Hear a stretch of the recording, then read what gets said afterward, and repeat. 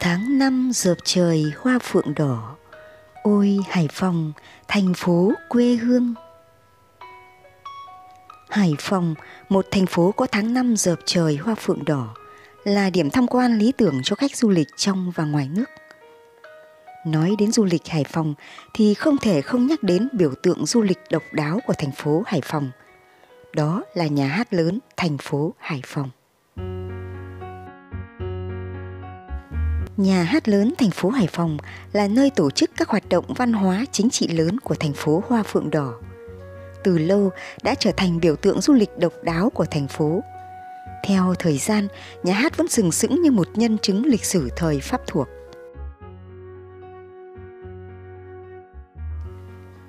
Vào đầu thế kỷ 20, dân số Hải Phòng chiếm khoảng 16.000 người. Trong đó quân đội Pháp, kiều dân Pháp cũng chiếm hàng ngàn người. Vì vậy, chính phủ Pháp chủ trương xây dựng một nhà hát có quy mô lớn ở trung tâm nội thành, nơi tiếp điểm của khu người Âu, khu người Hoa và khu người Việt, theo quy hoạch của chính phủ Pháp. Nhà hát lớn thành phố Hải Phòng có tên gọi chính thức là Nhà hát thành phố, nằm ngay trên đường Hoàng Văn Thụ, quận Hồng Bàng, thành phố Hải Phòng. Nhà hát được khởi công xây dựng vào năm 1904 đến năm 1912 theo nguyên mẫu nhà hát Paris. Việc xây dựng do Thọ và Nhân công Việt Nam thực hiện dưới sự chỉ đạo của kiến trúc sư người Pháp. Toàn bộ nguyên vật liệu xây dựng được mang từ Pháp sang. Xung quanh nhà hát lớn có nhiều vườn hoa và các cơ sở thương mại. Kiến trúc nhà hát lớn Hải Phòng được xây dựng theo kiểu kiến trúc Baroque. Đây là loại hình nghệ thuật kiến trúc xuất hiện ở Ý, rồi chuyển sang Áo, Tây Ban Nha, một phần của nước Pháp, rồi trở thành khuynh hướng nghệ thuật chủ yếu từ cuối thế kỷ 16 đến giữa thế kỷ 18. Các kiến trúc sư khi xây dựng nhà hát đã tận dụng các đường cong để tạo nhịp điệu và những không gian phong phú, sinh động. Nghệ thuật kiến trúc Baroque đạt tới sự thống nhất với nghệ thuật trang trí hoành tráng gây ấn tượng mạnh, với mặt bằng cầu kỳ kết hợp với những đường cong mềm mại.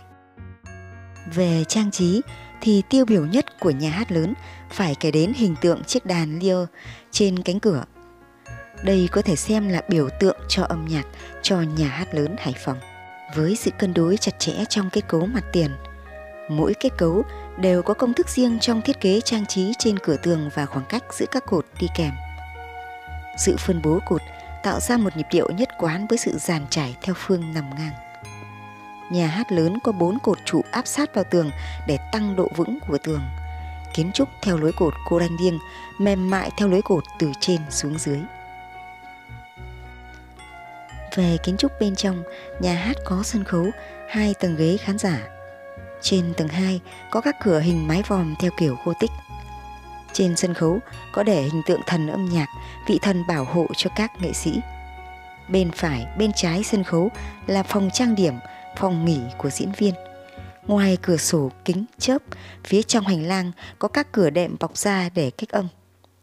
Trần nhà hát hình vòm tạo tiếng vang và làm tôn thêm chiều cao của nhà hát. Vòm trần có vẽ những lẵng hoa trang trí, ghi tên các nhạc sĩ, kịch sĩ châu Âu lừng danh như Mozart, Beethoven, v.v. Đến nay, sau nhiều lần tu sửa, nhà hát lớn Hải Phòng cơ bản vẫn giữ được hình dáng kiến trúc ban đầu.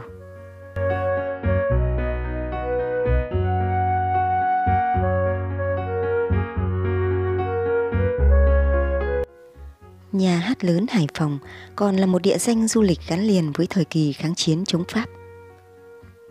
Cách đây 74 năm, ngày 20 tháng 10 năm 1946, Bác Hồ trở về nước, nơi đặt chân đầu tiên sau chuyến công du dài ngày trong bối cảnh đất nước vừa giành độc lập. Chính là Bến Ngự, điểm đầu tiên của đường Hoàng Văn Thụ, Hải Phòng ngày nay. Hải Phòng đã đón tiếp Bác thật chu đáo, toàn bộ lực lượng vũ trang sắp thành hàng rào đứng dọc các tuyến đường nơi Bác đi qua. 17 giờ, Bác qua cầu tàu vào trong cảng, quân nhạc cử hành quốc ca, hàng quân danh dự vệ quốc đoàn nghiêm trang dưới cờ đỏ sao vàng. Hình dáng quen thuộc của Bác với bộ quần áo kaki bạc trắng hiện ra. Tiếng hô, Hồ Chủ tịch muôn năm, Lập tức rền vang, hồi còi nhà hát lớn thành phố dõng dạc cất lên, báo tin vui khắp thành phố, giờ phút Bác đặt chân lên đất Cảng. Ngày 20 tháng 11 năm 1946, tại đây diễn ra trận đánh đẫm máu để bảo vệ thành phố của người dân Hải Phòng. 13 chiến sĩ vệ quốc đoàn và chiến sĩ tuyên truyền văn hóa Việt Nam do đội trưởng Đặng Kim Nở chỉ huy đã cầm chân lực lượng quân đội Pháp và tiêu diệt được 50 lính Pháp trước khi anh dũng hy sinh. Thời Pháp thuộc, nhà hát lớn là nơi sinh hoạt chính trị văn hóa của người Pháp và những người bản xứ giàu có. Chỉ những gánh hát từ Pháp sang hoặc những gánh hát nổi tiếng của nước ta mới được biểu diễn ở đây, và chỉ có những người giàu có đủ trình độ mới có tiền để mua vé vào xem. Ngày nay, nhà hát lớn thành phố Hải Phòng là nơi diễn ra các hoạt động chính trị văn hóa của người Hải Phòng.